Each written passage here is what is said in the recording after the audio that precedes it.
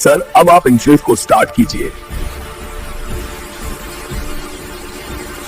अजय सिंह की mega workshop में युद्ध जैसा माहौल था।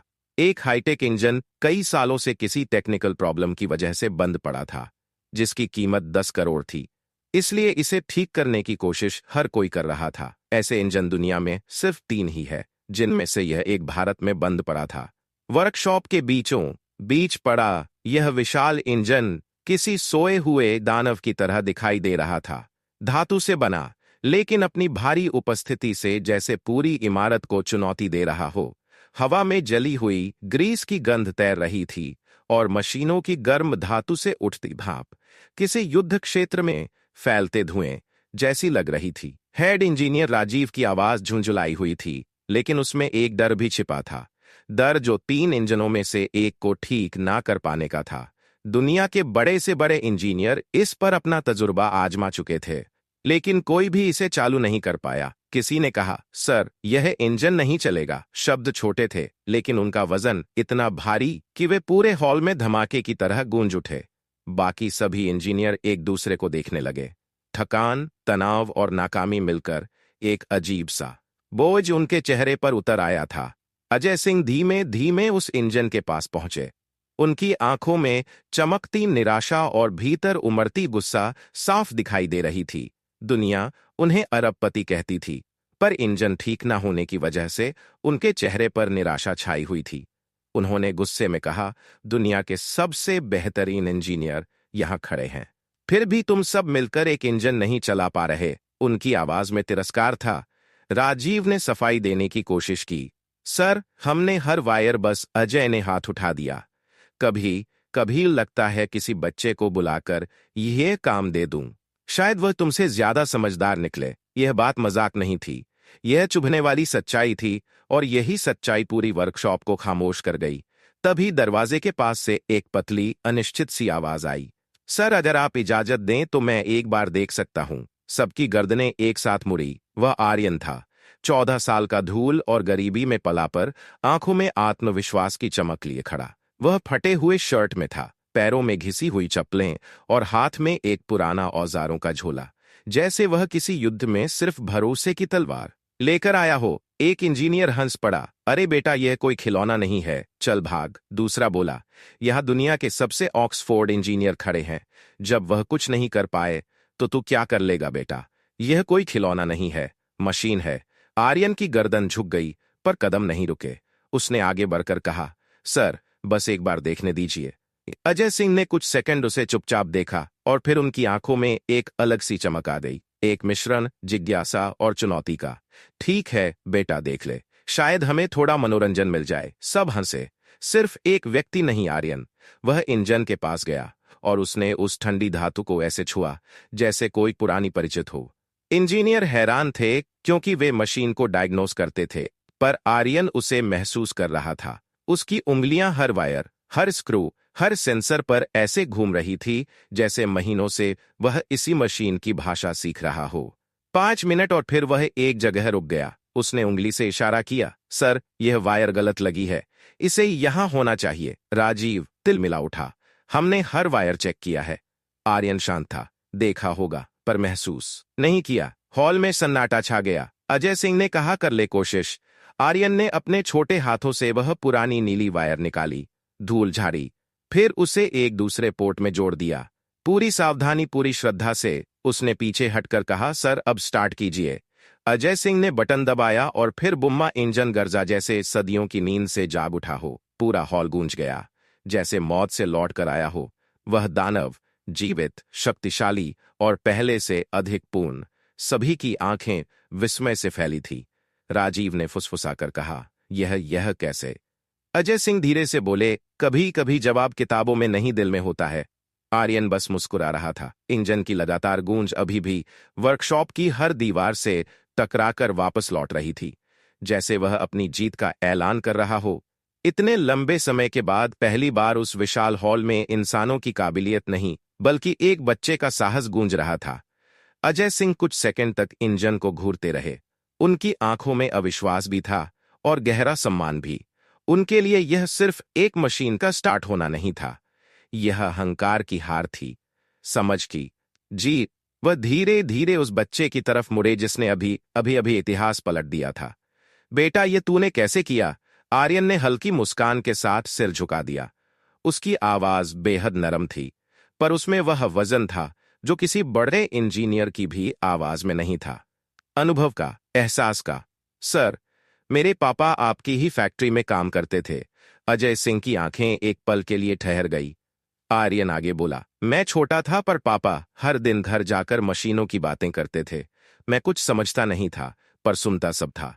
उन्हें लगता था मशीनें भी इंसानों की तरह जिंदा होती हैं। अगर ध्यान से सुनो तो बताती हैं कि उन्हें क्या चाहिए। उसकी बात जैसे सीधे अजय को अतीत में खींच ले गई। तेरे पापा का नाम रमेश यादव। अजय सिंह का चेहरा अचानक सख्त हुआ, फिर कुछ ही सेकंड में नरम पड़ गया। उनकी आंखों में एक गहरी उदासी तैर गई। रमेश, उन्होंने धीमे से कहा। हाँ, याद आया। वह हमारे सबसे ईमानदार, सबसे समझदार इंजीनियरों में से एक था। एक हादसे में उनके शब्द टूट गए।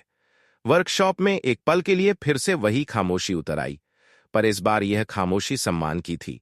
आर्यन ने गहरी सांस ली। सर, तब मैं बहुत छोटा था। पापा के जाने के बाद माँ बीमार रहती है, इसलिए स्कूल छोड़कर गैराज में काम करने लगा। बस वहीं से सीख रहा हूँ। कोशिश करता हूँ कि पापा जैसा बन सकूं। उसकी आवाज टूट रही थी, पर उसकी आंखों में एक भी कमजोरी नहीं थी। राजीव, जो कुछ देर पहले उसका मजाक उड़ा रहा था, अब आगे बढ़ा। उसकी आवाज में वास्तविक सम्मान था। सर, यह बच्चा कमाल का है जो हम सब नहीं कर पाए। इसने कर दिया। अजय सिंह ने गहरी सांस लेते हुए आर्यन की ओर देखा। बेटा, तू स्कूल क्यों नहीं जाता?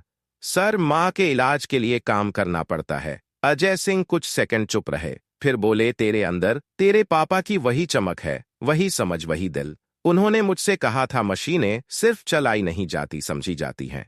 और आज तूने मुझे वह सब याद दिला दिया। वर्कशॉप के हर कोने में जैसे हवा ठहर गई हो। सब जान गए थे कि अभी कुछ बड़ा होने वाला है। अजय सिंह ने पूरी वर्कशॉप के सामने घोषणा की। आर्यन, आज से तू इस वर्कशॉप में काम करेगा बतौर जूनियर इंजीनियर। पूरा स्टाफ हक्का बक्का रह गया।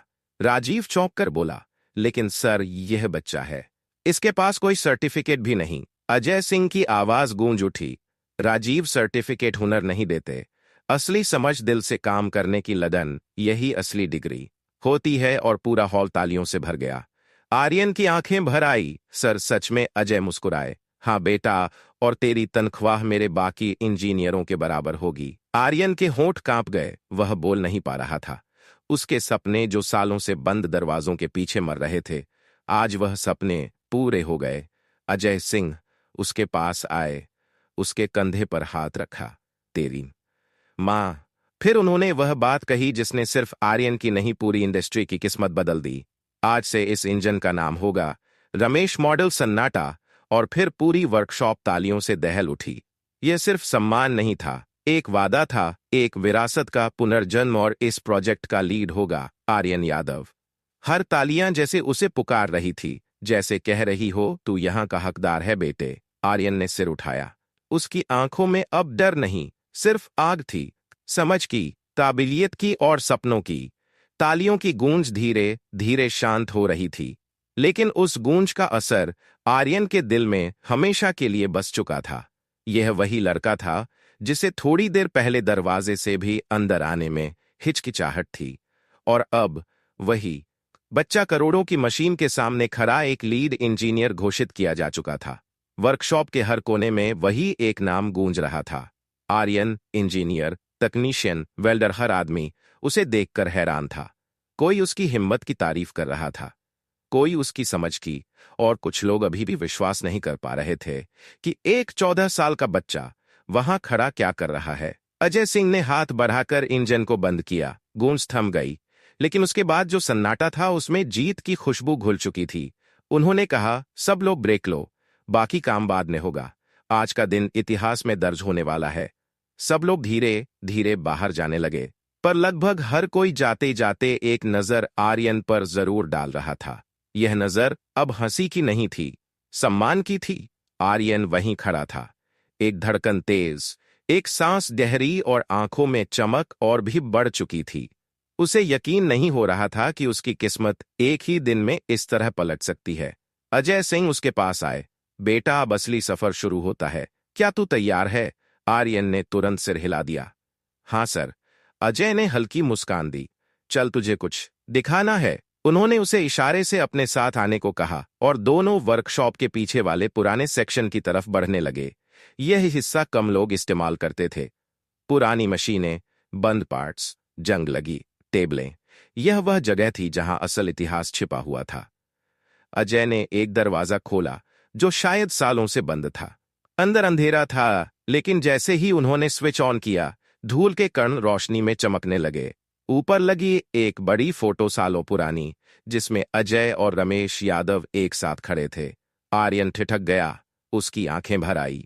उसने उस फोटो को ऐसे देखा जैसे कोई अपने खोए हुए पिता को फिर से पा लिया हो। अजय ने धीरे से कहा, तेरे पापा सिर्फ इंजीनियर नहीं थे बेटा, वो मेरी कंपनी की रीढ़ थे। हम दोनों ने मिलकर इस जगह की नींव रखी थी। लेकिन हादसे ने उनकी आंखें नम हो गई। मैं उसे कभी भूल नहीं पाया आर्यन, और आज तूने उसके अधूरे सपने को फिर जगा दिया। आर्यन तस्वीर के पास गया और अपने हाथ से धूल साफ की।